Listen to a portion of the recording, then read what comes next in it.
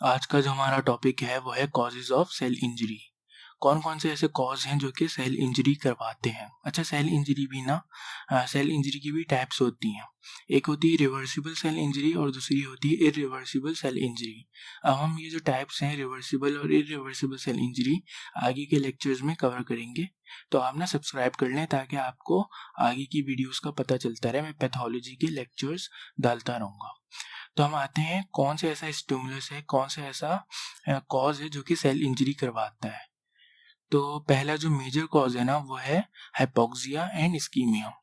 अब hypoxia ischemia ना एक मेजर कॉज है, इम्पॉर्टेंट कॉज है जो कि सेल इंजरी करवाता है। और इसको मैं समझाता हूँ आपको आगे के लेक्चर में कि होता क्या है। और टॉक्सिन जो है वो भी कॉज है जो कि सेल इंजरी करवाता है। इन्फेक्शियस एजेंट्स जो पैथोजेंस होते हैं, वायरल इन्फेक्शन हो जाते हैं, वायरस होता है, बैक्टीरिया होता है, तो ये क्या है, इन्फेक्शियस एजेंट है, तो ये भी सेल इंजरी करवाते हैं। इम्यूनोलॉजिक रिएक्शंस हो जाते हैं, वो मैं समझाता हूँ आगे कैसे इम्यूनोलॉजिक रिएक्शंस होते हैं, ऑटो इम्यून रिएक्शंस होते हैं, हाइपर सेंसिटिविटी के रिएक्शंस होते हैं, मैं आपको आगे समझाता हूँ। ये सब सेल इंजरी करवाते हैं। अब जेनेटिक एबनॉर्मेलिटीज़, न्यूट्रिशनल इम्बैलेंसेस और फिजिकल एजेंट्स भी सेल इंजरी करवाते हैं। अब आखिरी जो है ना वो है एजिंग। अब जब सेल की एज हो जाती है ना, सेल एजिंग हो जाती है, तो उसकी वजह से भी सेल इंजरी होती है। पहले हम आते हैं हाइपोक्सिया और इस्कीमिया पर कि हाइपोक्सिया क्या होता है और इस्कीमिया क्या होता है। ये ना एक मेजर और इम्पॉर्टेंट कॉज है सेल इंजरी के। ठीक है, हाइपोक्सिया और इस्कीमिया मेजर और इम्पॉर्टेंट कॉज हैं सेल इंजरी के। अब हाइपोक्सिया क्या होता है? Hypoxia refers to the oxygen deficiency and ischaemia means reduced blood supply. Hypoxia का मतलब ये है कि कहीं पे भी ना ऑक्सीजन की कमी हो जाएगी, ऑक्सीजन की डेफिशिएंसी हो जाएगी, तो उसको हम क्या कहेंगे कि वो हाइपोक्सियल स्टेट में चला गया है। कोई भी सेल के पास, कोई भी टिश्यू के पास अगर ऑक्सीजन की कमी हो जाएगी तो उसको हम क्या कहेंगे? उसको हम कहेंगे कि वो हाइपोक्सियल कंडीशंस में चला गया है।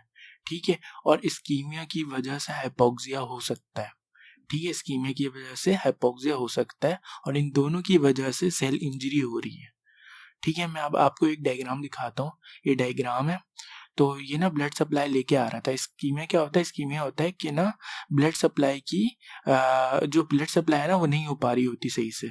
जब ब्लड सप्लाई ही नहीं हो पा रही होगी किसी सेल को, किसी टिश्यू को, तो उसके पास ब्लड जो है वो ऑक्सीजन लेके आता है, तो सेल के पास और टिश्यू के पास ऑक्सीजन नहीं पहुंचेगी।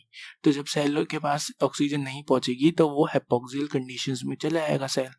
ठीक है, अब ये ना कोई भी ऑब्स्ट्रक्शन हो गई है किसी भी ब्लड में, किसी ब्लड वेसल्स में या आर्टरी में, सही है, ये आर्टरी है, इसमें ना ऑब्स्ट्रक्शन हो गई है, तो ब्लड फ्लो जो है वो नहीं हो पा रहा, तो इसको हम क्या कहेंगे? इसको हम कहेंगे इस्कीमिया हो गया यहाँ पे। ठीक है, अब ब्लड फ्लो जो है वो नहीं हो पा रहा। अब जब ब्लड नहीं जा पाएगा सेल के पास, टिश्यू के पास, तो उसके पास ऑक्सीजन भी नहीं जा पाएगी। जब ऑक्सीजन नहीं जा पाएगी तो वो हाइपोक्सियल कंडीशंस में चला जाएगा। सही है, तो उसकी वजह से सेल इंजरी हो जाएगी। अब हम आते हैं टॉक्सिन्स पर कि टॉक्सिन्स क्या होता है और कैसे सेल इंजरी करवाते हैं। Potentially toxic agents are encountered daily in the environment. हमारे जो इन्वायरमेंट है, हमारा एटमोसफेयर है, उसमें बहुत सारे टॉक्सिन्स मौजूद होते हैं, टॉक्सिक एजेंट जो है वो मौजूद होते हैं, जैसे कि एयर पोल्यूटेंट्स है, इंसेक्टिसाइड्स। इंसेक्टिसाइड्स क्या होता है? जो हम पौधों में यूज़ करते हैं, खाद में यूज़ करते हैं ताकि प्लांट्स की जो है ग्रोथ अच्छी हो। तो इंसेक्टिसाइड्स भी ना हम जो है वो इनहेल कर सकते हैं। कार्बन मोनोऑक्साइड हम इनहेल कर सकते हैं जो इन्वायरमेंट में प्रेजेंट होती है। एस्बेस्टोस जो है वो एक मिनरल है जो कि इन्वायरमेंट में प्रेजेंट होता है, एस्बेस्टोस भी। Cigarette smoke, ethanol and drugs, ठीक है, सारे टॉक्सिन्स हैं जो कि हमारे इन्वायरमेंट में प्रेजेंट है और ये सेल इंजरी कॉज करवा सकते हैं। अब हम आते हैं इन्फेक्शियस एजेंट पर कि इन्फेक्शियस एजेंट्स जो होते हैं वो कैसे सेल इंजरी कॉज करते हैं। तो all types of disease causing pathogens including viruses, bacteria, fungi and protozoa injured cells. ठीक है, तो इन्फेक्शियस एजेंट कौन कौन से होते हैं? कोई भी पैथोजन है, कोई भी डिजीज कॉज कर रहा है, जैसे कि वायरस है, वायरल डिजीजेज हो जाती हैं, बैक्टीरिया है, बैक्टीरियल डिजीजेज हो जाती हैं, फंगाई है तो फंगल डिजीज हो जाती हैं। तो ये जो सारी हैं ये डिजीज कॉज करती हैं। अब जो भी है वो डिजीज कॉज कर रही हैं, तो डिजीज की वजह से सेल इंजरी होती है, सेल डेथ होती है। ठीक है। तो इन्फेक्शियस एजेंट्स भी हमें सेल इंजर्ड करवाते हैं, ये भी एक इम्पॉर्टेंट कॉज है जो कि इंजरी करवा रहे हैं किसी भी सेल की या टिश्यू की। अब हम आते हैं इम्यूनोलॉजिक रिएक्शंस पर। ये क्या होता है कि auto immune reactions against one own tissue या allergic reactions against environmental substance and excessive और chronic immune responses to microbe. भाई हमारी जो बॉडी की जो इम्यूनिटी है ना, वो इम्यूनिटी अपने ही सेल को अगर डिस्ट्रॉय कर रही है, इंजर्ट कर रही है, तो उसको हम ऑटो इम्यून रिएक्शंस कहेंगे।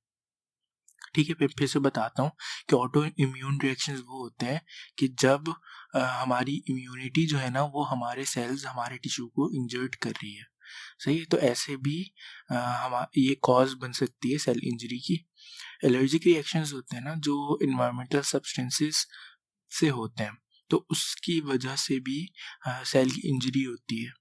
और जो एक्सेसिव और क्रॉनिक इम्यून रिस्पॉन्सेज होते हैं या हाइपर सेंसिटिविटी होती है किसी भी पैथोजन के लिए, माइक्रोब के लिए, तो वो भी जो है वो कॉज करती है सेल इंजरी।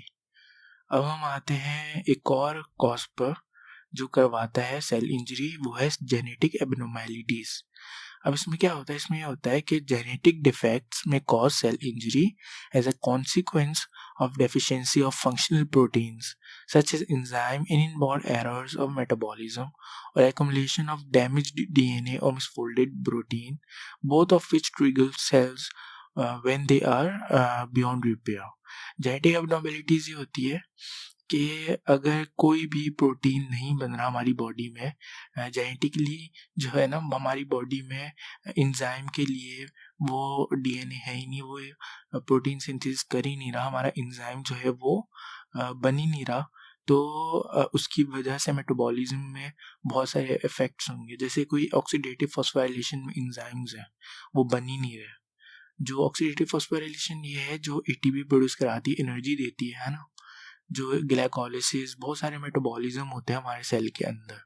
तो अगर सेल के अंदर कोई इंजाइम्स है वो प्रेजेंट ही नहीं है जेनेटिकली, अगर उसको प्रोटीन जो बन ही नहीं रहा, उसका इंजाइम बन ही नहीं रहा, हमारी बॉडी में प्रोड्यूस ही नहीं हो रहा, तो उसकी वजह से मेटाबॉलिज्म जो है वो रुक जाते हैं।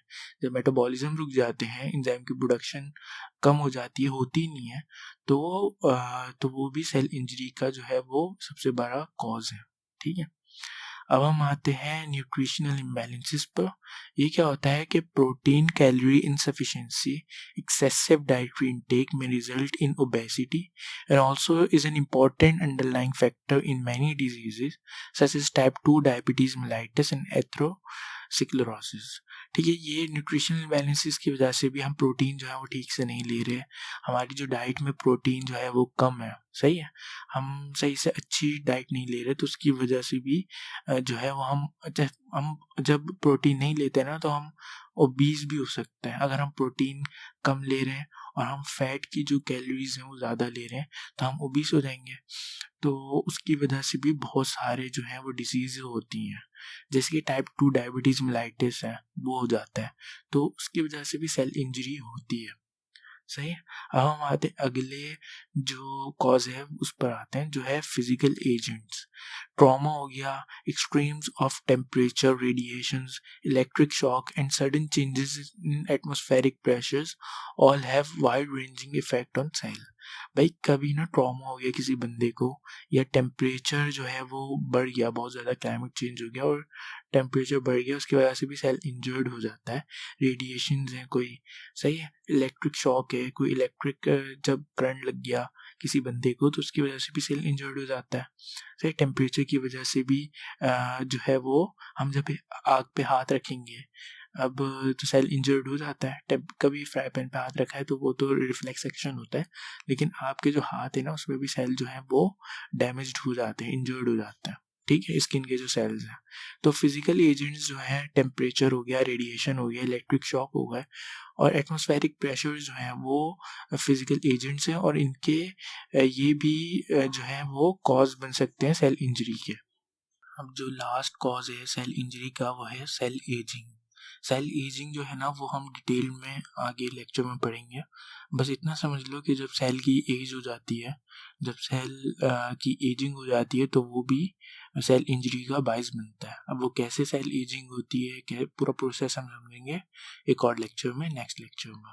तो आप ज़रूर सब्सक्राइब कर लें ताकि आपको पैथोलॉजी के सारे लेक्चर्स मिलते रहें। जज़ाकल्लाह।